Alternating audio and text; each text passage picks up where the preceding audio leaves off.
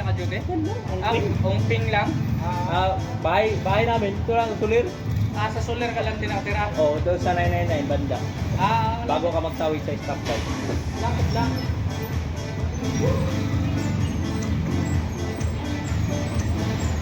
Meron din dati dyan na waiter ba?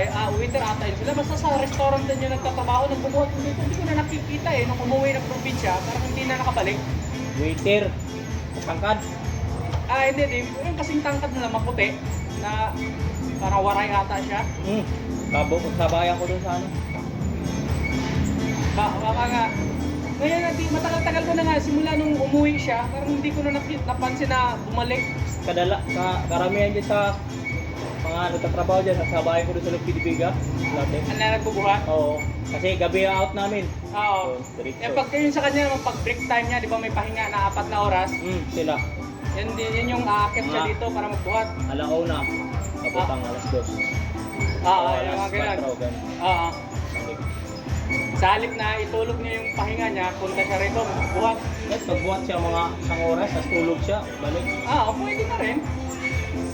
Buhat, kain, tulog. Kahit nga 2 oras, 1 oras sa tulog, pwede na yun. Oo.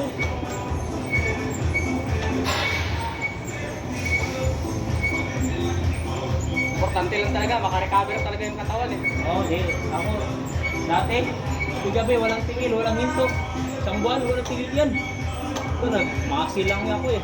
Di ka talaga nag-exercise. Di talaga. Yan talaga, kasi ano yun Masi lang, abs. Kasi yung kinakain mo, tamang-tama lang din Pag nagdamit ako, maliit man tingnan. Pero pag nagubad, laki tingnan. Kasi kita yung cuts. Oo. Pero pag nagdamit, bayad pa rin tingnan. Tama lang.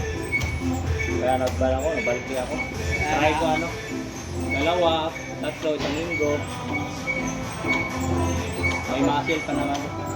Yun naman yung pagka, Palki lang. bulk lang. Kasi kailangan din talaga ng katawan na makarecover eh. Kailangan pahinga. Kailangan marami pahinga. Para makabawi ng katawan sa pagod sa kapuya.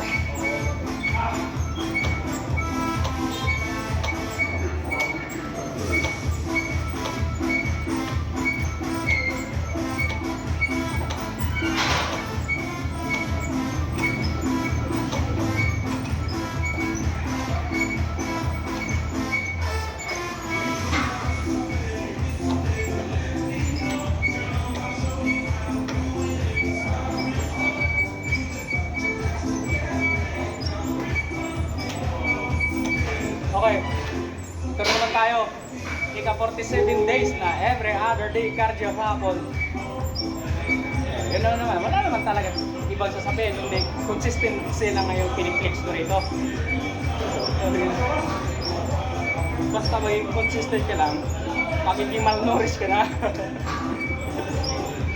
Ano na talaga ang buhay. Pag consistent ka sa mga ginagawa mo, magiging malnourished ka. Kagaya nito. Sorry, bilang kagaya nito. Yapang pa. Ganun talaga eh.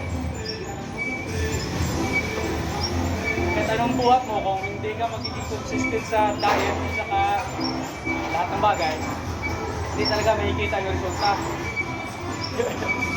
Bigla. Kaya, ganun yun. Ito, kanina mag-start ng cardio PTX ngayon. Talagang sinusuhan ako. 1 oras na PTX, 45 minutes na regular talaga to.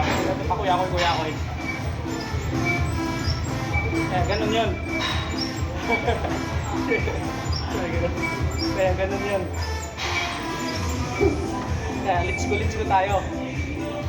Woo! Make weights. Wala na akong naisip na sabihin. Kasi na, ubos na. Wala. Every other day ka ba naman nagka-cardio? Tapos ano po ba ibang sabihin mo? Ubos na talaga.